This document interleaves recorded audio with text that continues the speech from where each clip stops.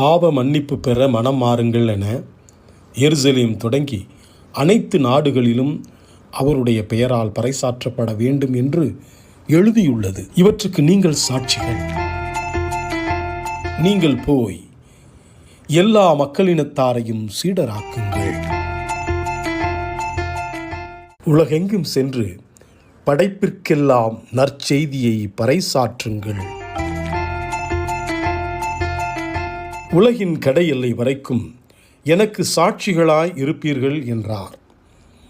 இவற்றை சொன்ன பின்பு அவர்கள் கண்கள் முன்பாக அவர் மேலே எடுத்துக்கொள்ளப்பட்டார். மேகம் ஒன்று அவரை எடுத்துச் சென்று அவர்கள் பார்வையிலிருந்து மறைத்து விட்டது. அவர் செல்லும்போது அவர்கள் வானத்தை அண்ணாந்து பார்த்து கொண்டே இருந்தார்கள். அப்போது வெண்ணுடை அணிந்த இருவர் தோன்றி, கலிலேயரே, நீங்கள் ஏன் வானத்தை அண்ணாந்து பார்த்து கொண்டே நிற்கிறீர்கள்?